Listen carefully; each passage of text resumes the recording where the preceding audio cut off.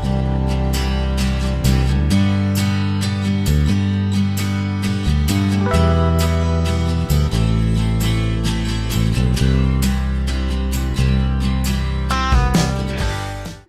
good evening again, or in my case, it's afternoon, but we are doing part 4 of What is the Church? And I believe this is going to be the last part of our series that we do. It will be a very practical session. It certainly won't be the hour long that we did last week, but that was because I really wanted to dig in. But this week, we're going to kind of coalesce it all together. I've got 4 verses that we're going to look at so we can see a pattern. And then we'll come back to that model that I presented in the first week and how this pattern can work within that model. And then we'll finish up with a very random book of the Bible that you might not expect, but it'll be fun either way. So how did the church make disciples? Well, first off, let's begin with Matthew 28:18-20, because this is the Great Commission. This is where we get this whole idea of why we should make disciples. It's very simple. Matthew 28, starting in Verse 18, Jesus came and said to them, "All authority in heaven and on earth has been given to me. Go, therefore, and make disciples of all nations, baptizing them in the name of the Father and of the Son and of the Holy Spirit, teaching them to observe all that I have commanded you. And behold, I am with you always to the end of the age." So the mandate is fairly clear in Matthew that we were to go and make disciples. And then under that, as far as making disciples, that includes baptizing and teaching, right? So if this is what Jesus has told us, right, all authority is given to him, and then he tells us to go and make disciples, then that's the goal, that's the charge, that's what we have to do. So let's turn to 2 Timothy 2, and what we're going to look at is how this played out in the New Testament. We looked at it last week a lot in Acts as far as the growth and the testimony that they gave. But what I want to look at tonight is what kind of model did they have? What kind of leadership did they have in what they were doing? So 2 Timothy 2:1-2, it says, "You then, my child," Paul's writing to Timothy, "You then, my child, be strengthened by the grace that is in Christ Jesus, and what you have heard from me in the presence of many witnesses, entrust to faithful men, who will be able to teach others also." So Paul tells Timothy to entrust others to teach. So Paul tells Timothy to entrust others to teach, that it's not just Paul's job, it's not just Timothy's job, but they're then to entrust others to do the teaching as well. And then if we backtrack to 1 Corinthians 11:1, it simply says, "Be imitators of me as I am of Christ." So Paul tells the Corinthians to imitate him as much as he imitates Christ. All right? And then our last verse we're going to look at is Titus 1:5. Titus 1:5, it says, again, this is Paul writing, and he's talking to another one of his disciples, Titus. It says, "This is why I left you in Crete, so that you might put what remained into order and appoint elders in every town, as I directed you." So Titus is given a twofold job, right? So first, he's supposed to put what remained into order, right? So he's supposed to bring order and then appoint elders. So just for that sake of the bring order part, we should note that Titus is going into Crete, and Crete is a very disorderly place. When we think about first century Cretans, they have the reputation much like Las Vegas had back in its mob days. It's just criminal enterprises are all over the place, and the people are they're known to be liars. There's actually an old philosopher saying that all Cretans are liars. It's a hard place to minister, and so Titus he's to bring order to that. So all these separate churches that have cropped up and that are there, he's to help bring about some order in what they're doing, and then also he's going to appoint elders who are going to instill that order and carry that forward. So going back to what's the pattern here, right? So we're supposed to make disciples, baptize and teach them. And then Paul tells Timothy to entrust others to teach. 1 Corinthians, we're supposed to imitate Paul as he imitates Christ. And then Titus is told to bring order and appoint elders. Now, I know there's some theological baggage with that word elders there, but instead of worrying about that, let's just think about the general pattern that's there. All right, so let me erase this so I can get some space. So the pattern, it appears, and it seems very clear, hopefully, that we have Jesus who is sent to earth, right? So God sends Christ to save us from our sin, and he's given authority. All dominion is under him, and then he then appoints the 12 disciples, right? And so the 12 disciples are sent out, and even during Jesus' earthly ministry, he sends them out to go and proclaim the good news, to heal the sick and to cast out demons. And there's two instances in Luke where they go out and they come back and they're really excited. And they're like, Jesus, you wouldn't believe the stuff we've seen. And Jesus is like, no, I believe it because I told you to go do it. And so they're all excited, and then they come back. And then later on, there's actually 72 that are sent out to do it again. So Jesus is sending the disciples just as he is sent in order for them to proclaim the good news. Now, these 12 disciples, we know one failed, right? Judas he betrays Christ and ends up going off into his death. But then he's replaced. In Acts 1, we have Matthias, who is chosen to remain for the 12. So we have the 12 disciples, whom we then call apostles. And so then what is their task? Well, we talked about it last week, that they're supposed to preach the word and build the church, and they appoint deacons to help with a lot of the ministerial tasks. But then we have guys like Paul, who is really more of a second generation disciple. A lot of times he gets thrown up here with the apostles, but just for the sake of chronology, he's under them. And then we have guys like James, guys like Jude. These are all, James and Jude come afterward, right? Because they're Jesus' brothers that they didn't even believe in Jesus until after the resurrection. And then they would appoint other leaders also we'll just leave that off. But anyway, there's other guys that they don't get as much credit in the New Testament just because they just don't. So anyway, so then, right, James is in Jerusalem, and I'm sure he has leadership there. Jude, we don't know a whole lot about, but we know he wrote his letter. So whomever would have read his letter and been that way. But Paul, we know a whole lot about, because a large portion of Acts is about Paul's missionary journeys. Plus, we have Paul's letters that have been collected. So let's take the Paul strain. We know he set up Timothy as an elder. We know he set up Titus because we have those letters. And he most undoubtedly had other elders as well that he would have set up. What does he tell them to do? Well, they're to go and appoint more elders, right? And some of those we do have names for. If you read through Paul's letters, you get different names that are dropped here and there. But the point is simply this: let's look at the pattern, right? Jesus comes, he inaugurates the kingdom of heaven, he receives authority, and then what does he do? He appoints 12 apostles. And then what do? They appoint other leaders, right? They train up other leaders. Paul is missionary to the Gentiles. James is in Jerusalem, and he's one of the pillars of the Jerusalem church. Jude, again, we're not sure exactly where all he lands, but he's definitely a leader in that. And then what do they do next? They appoint more leaders. And so you see this flowing out, this exponential growth of flowing out from what Christ has done, and they appoint elders. And if we were to track through the centuries, what happens, it's pretty clear that the Christianity grows and expands, and as it grows and expands, more leaders are appointed, more leadership and more churches, etc. And all of this is to grow the kingdom. And so fast forward 2,000 years, right? For those of us that have received Christ, those of us that call ourselves Christians, we are the recipients of that gospel that's been carried forward. And because people stepped up to the task of leading the church, then we now have our own church, right? And we are a local body. So the question for us is not so much what should we do, because that's pretty clear, right? We're to go and make disciples. But the question is, how do we go about doing that? So I'm going to erase this, and I'll put it back together, that model that we talked about in the first week. All right, so this is the model that I presented that first week, and I want to just kind of bring back why we're doing this model and show how this pattern works.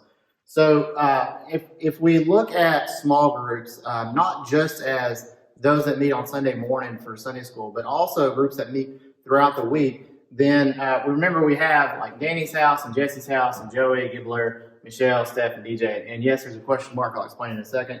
But this was Operation Full House, right? So the idea is each of these groups meets and they have a. I have a helper here. Is she in the frame? Yes. Okay. Let me. All right. So each of the. Thank you. Appreciate that. I couldn't Yeah, no, I know. I'm just trying to think where I was and if I can just keep going. All right, so each of these groups, they represent a small group, a study, right? So you have Danny's group, Jesse's, etc. And now, what's great is they can cover whatever curriculum that they want. I shouldn't say whatever, but what some Bible topic that they have. And this is a way that we can meet cultural needs as well as having those gospel conversations.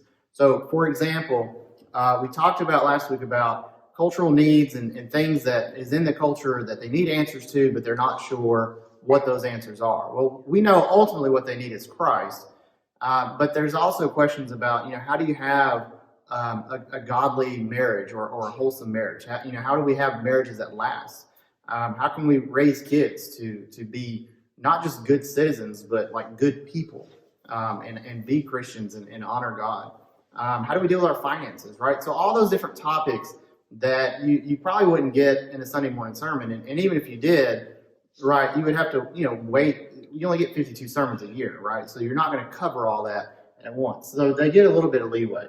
So this way, like for instance, Danny, right? He needs to know how to raise his kids, single dad trying to figure out how to do that. So maybe he's got a raising children study that he's doing. And then Jesse, he gets married. He's not sure how to make that work because, Jesse's Jesse, right? So maybe he does a marriage class, right? Joey, this poor guy, who knows what's going on with him these days. But he needs a good men's group, right? Because he needs to know how to man up, is what it amounts to, right? Gibbler, she's pretty clueless, so maybe she just does like, what is a Christian, or just a nice basic, what kind of what do we do here? DJ, she's off to college, and so just with all that goes on there, she could probably look into some apologetics, right? Being able to defend her faith and why do we believe what we believe and that sort of thing.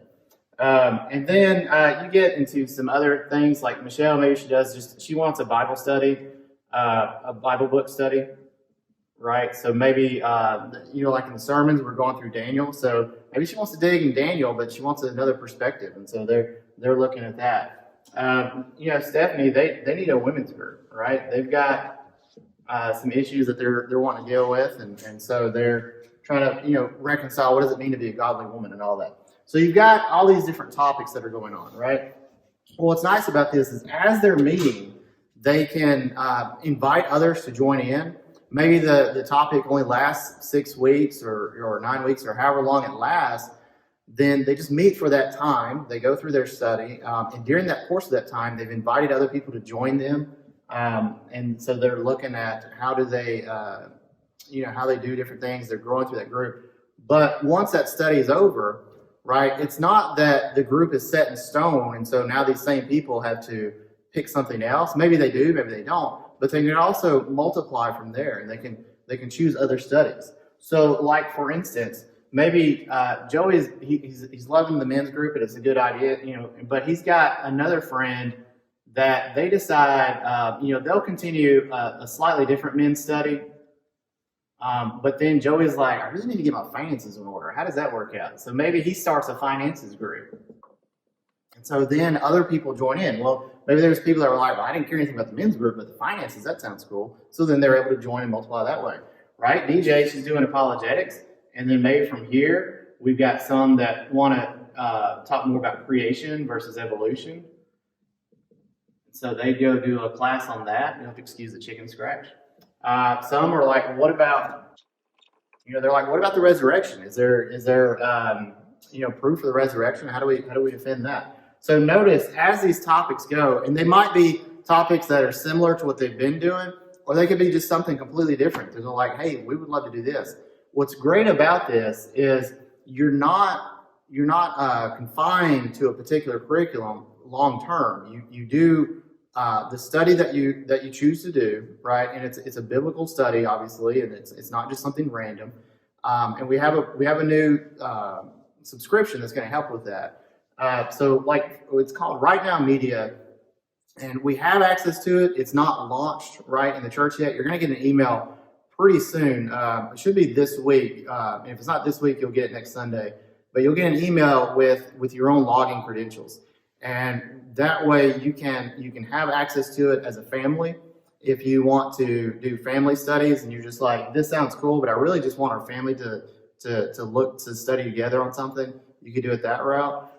Or if you're like, hey, this looks great, and I would love to host a group. I don't know that I can teach. Well, that's fine, because with the subscription, you can have the teacher, as long as you can hit play right on the video, you can have somebody else teach your class for you, and then you just discuss right what is being taught, and that's what makes this a very much a like a no stress, no pressure kind of situation, because it's just people coming together. And instead of needing gurus, right? Instead of having to find a financial guru to run that class, you don't need that. You just need people that are willing to open up their homes and willing to just have people there, maybe offer a snack or a meal. However much you want to do is up to you, obviously.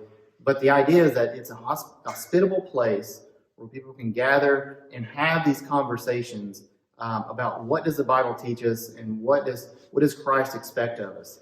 And then when those lost friends and lost neighbors, they come in, then they can have those conversations as well, and they can understand the love of Christ. Because ultimately what's going to happen is each of these groups, right, they're going to come on Sunday morning on the gathering, right? They're going to meet at some point during the week, but they're going to be filtering back into church, right? Because as we meet in small groups, I mean, that's going to be something that we talk about is, right, it's attending church. So the Sunday gathering it's ultimately going to grow because these things are growing and multiplying as well. I've got a question mark here. What's that question mark? This is for you, right? Maybe you're watching this and you're like, I want to lead, I want to host, I want to do this. That's you, right? What topic do you want to do? You can look and there's a variety of topics. I actually saw the count. It's like 18,000 plus videos on that Right Now Media. And it's a heck of a deal for us as a church for sure. But there's tons of things available, and it's not about how do we get content, right? I've said that before. How do you get content? That's easy. There's millions of studies out there. There's millions of ways of getting studies. Right Now Media is going to be really helpful for us to help filter through a lot of that, so that we know we have good curriculum that we can choose from. The methodology, at the end of the day, it really doesn't matter, right? There's nothing that says we have to do this outside of the fact that this is what God's laid on my heart, and this is what we can do, right? Because either A, we got to figure out how we get people to show up for church even though they don't want to, right? I mean, that's the bottom line. The reality is society has no pressure for people to go to church. It's actually quite the opposite. There's a lot of people that I've talked to people here in town that they've told me that they don't want to show up because it'll burn the place down. And I'm like, that's not how that works. But I mean, it's just that fear of walking in. And we can throw up our hands and say, well, that's just the way it is, and that's the way the world is, and there's nothing we can do about it. Or we can realize, no, there is something we can do about it. We can try to meet people where they're at. And this is a way of doing that. So this is the model, right? And we'll filter. For those of you that are optimists and you're like, well, what happens when we fill the church up on Sunday? Well, that's when we get to figure out what to do next, right? Either build a bigger sanctuary or go plant another church. So we'll cross that bridge when we get to it. Right now, let's focus on starting this up. So in this, right, we need people that can lead, and the pattern goes back to Paul, disciple Timothy and Titus and others, and equip them to equip others as well and empower others as well. And that's the idea. We just need people that are willing to step up and host and take a leadership. And honestly, if you're thinking, I am not equipped to do that, I can't do that. But here's the thing, if God's laid on your heart to do that, you can. Because if God's telling you to do it, He already knows you can. That's a no-brainer, right? God's already said you can do it, you can do it. But my job as a pastor is to make sure you do it well, like help you to do it well. right? And I want to give you the resources, and I want to give you everything that you need to make it work. So this is something that is easily doable. It's a matter of willingness at this point. It's nothing else but people willing to step up. So if you can support it, right? Now I'm going to erase this, and we're going to look at a book of the Bible that's going to go towards that idea of supporting. All right, so in light of the idea of supporting ministries, I wanted to bring up 3 John. Now, this is one of those books of the Bible that does not get near enough love from pastors in Sunday school classes, and I think it's because it's so short. It's only 15 verses. We're not going to read the whole thing, though that would be easy to do because it's only 15 verses. But we're going to look at 2 characters, and the first one we're going to look at is Gaius. So John opens up the letter. He's writing to Gaius, and he says he prays everything goes well and is good health. He rejoiced greatly when the brothers came and testified to your truth, as indeed you are walking in the truth. I have no greater joy than to hear that my children are walking in the truth. So Gaius is a great, wonderful worker, right? And John calls him his child. That's just something that John used to do throughout his letters. When you read, he talks about my children, my dear children. When John would bring somebody to Christ, he would consider them a child. All right, that he helped, bring this child up. Also, keep in mind, John is an older guy at this point. He's the only disciple that's not martyred, but he does live his life out in exile at Patmos. But he spends a lot of time in Ephesus, and then eventually he's exiled into Patmos and writes letters and whatnot from there. And that's where we get Revelation as well. So he's an old man. He just calls everybody his kid because sometimes that's what old people do. But let's look at what makes Gaius so great. So we're going to read 5 through 8 here. It says, Beloved, it is a faithful thing you do in all your efforts for these brothers, strangers as they are, who testify to your love before the church. You will do well to send them on their journey in a manner worthy of God. For they have gone out for the sake of the name, accepting nothing from the Gentiles. Therefore, we ought to support people like these, that we may be fellow workers for the truth. So there's 3 things that Gaius is doing that is supporting. Right, so first, he's welcoming the brothers as strangers. Right, so these are strangers to Gaius, but because he knows of the work that they're doing and the mission work that they're doing, he's bringing them into his home, and we get the idea that he's encouraging them, he's feeding them, he might be giving them money, who knows? But keep in mind that in this day and age, it wasn't like there was a Holiday Inn on every corner, right? There were inns. But for a lot of traveling missionaries, especially in this case, because we read that they don't want to accept anything from the Gentiles, right? These are traveling missionaries that don't want to be known as the televangelist that's just asking for money all the time, right? So they're not even taking offerings or payments from those that they're trying to convert. They're merely preaching the word. It's very similar to Paul, Paul was a tent maker by trade, and we don't really talk about that a lot in this day and age, but the earliest disciples, they did not do this for money. There was not any kind of monetary gain for them.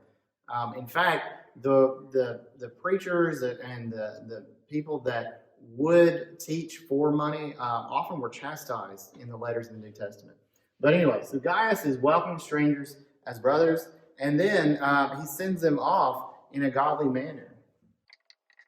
So John doesn't give us any kind of details on what that means, but we know that that's good, right? Because he says you will do well to send them on their journey in a manner worthy of God. So they're coming in, and he's going to send them out in a manner worthy of God. And so he's imitating a godly practice. So like I said, there's probably food involved. I'm sure there's encouragement involved, and there's probably some money or clothing or whatever it is that they need to support them. That's happening.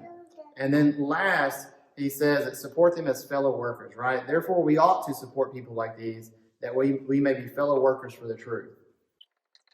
Now, I bring this up because keep in mind, when Gaius is welcoming these people in, they're strangers to him, right? So that means that they're not, Gaius is not a part of their ministry. So this isn't like when one church member welcomes in another church member, or within the local church that there's gifts given or support given, that sort of thing.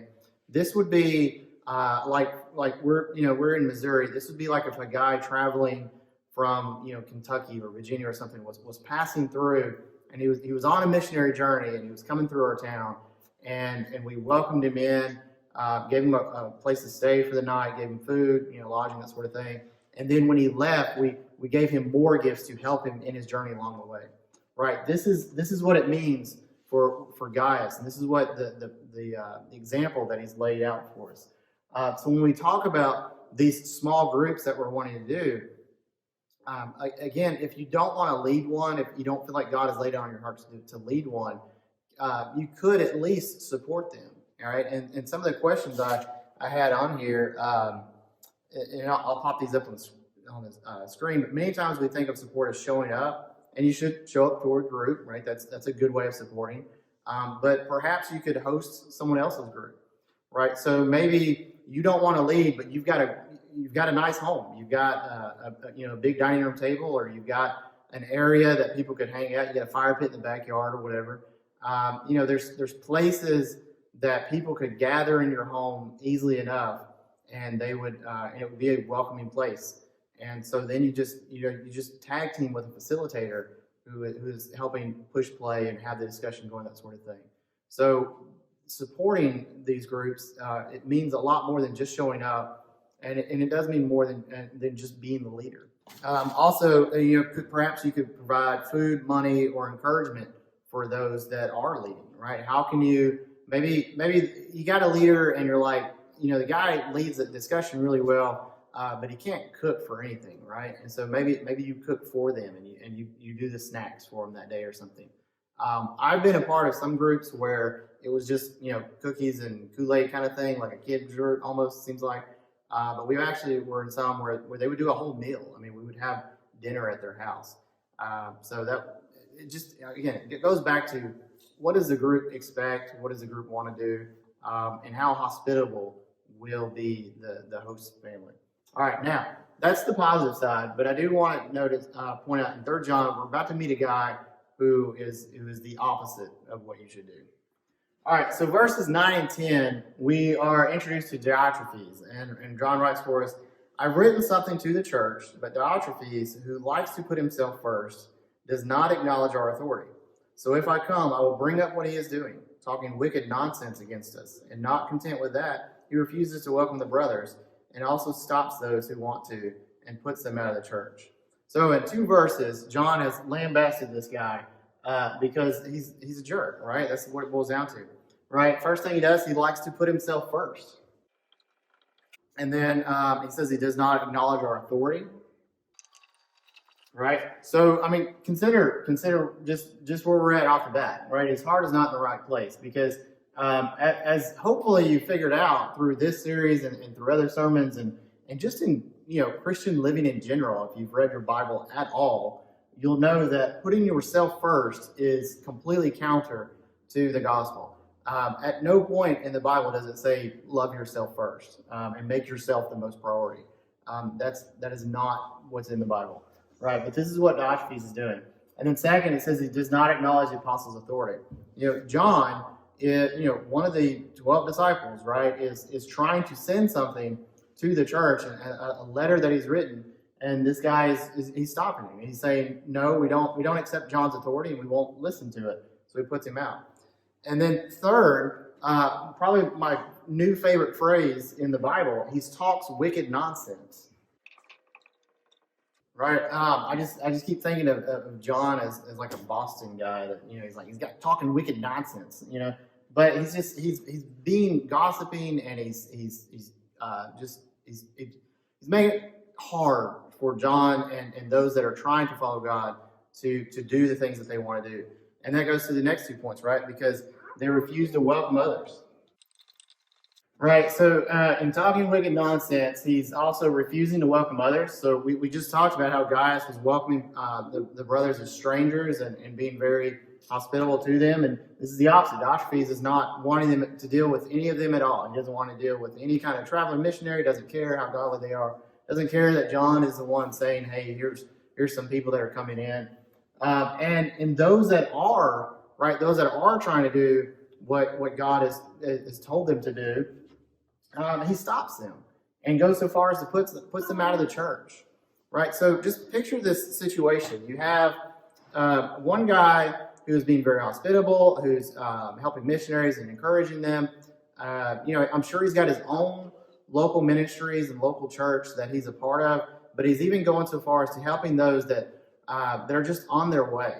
And then you got this other guy who is not only not helping those that are along the way, but he's actually tearing down the church that he's a part of. And make note, right? He is a part of the local church. This isn't like a Roman pagan who's acting on behalf of some government or Satan or whatever to disrupt things. This is a guy who's in the church. He calls himself a Christian. He attends church probably with Gaius, or maybe not at this point, right? Gaius has probably been put out in his eyes. But he goes and he thinks he's doing good, but he's actually doing evil. He's not doing the things that God has called him to do. So that's the situation we're in. We got Gaius and we got Diotrephes. So as we look at the coming days, and really this is a principle for anything that the church is doing, right? Because in verse 11, we get the big verse that you should read, right? Verse 11 says, "Beloved, do not imitate evil, but imitate good. Whoever does good is from God. Whoever does evil has not seen God." So the principle is when you see those that are doing good, right? They're doing the things that Christ calls us to do. We should imitate them, right? Not just support them, not just encourage them, but imitate them. Do likewise.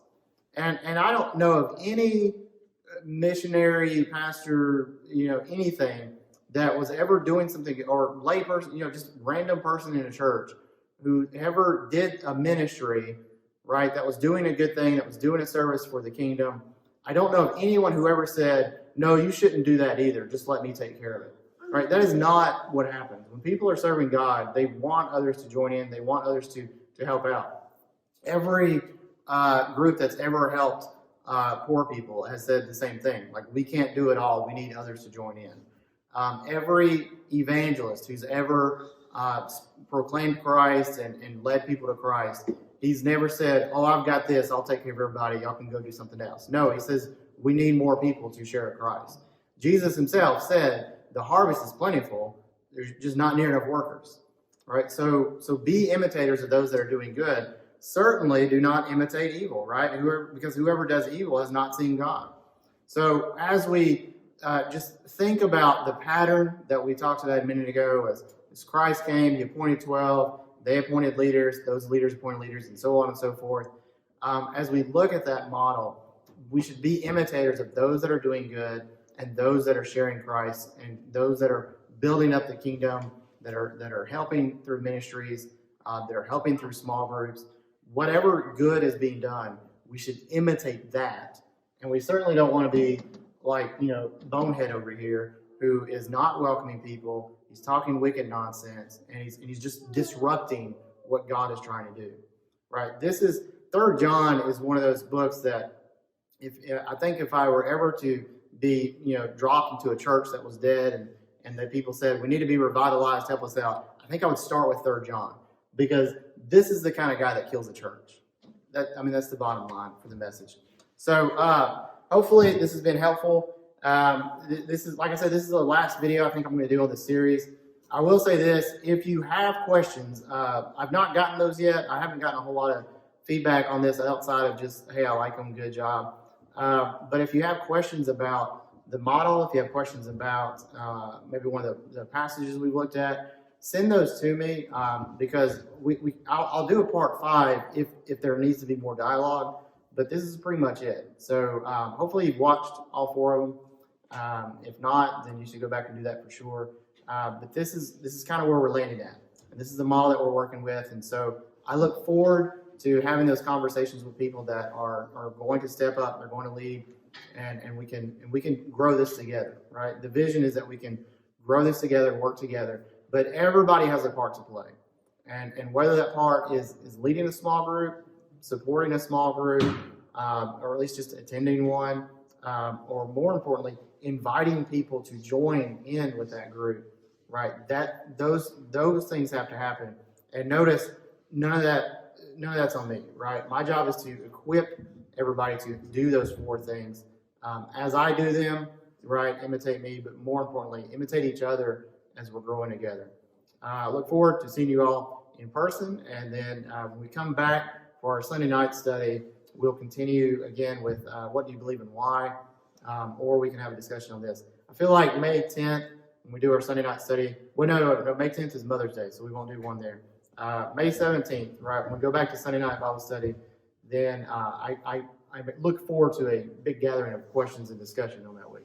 Anyway, see you soon.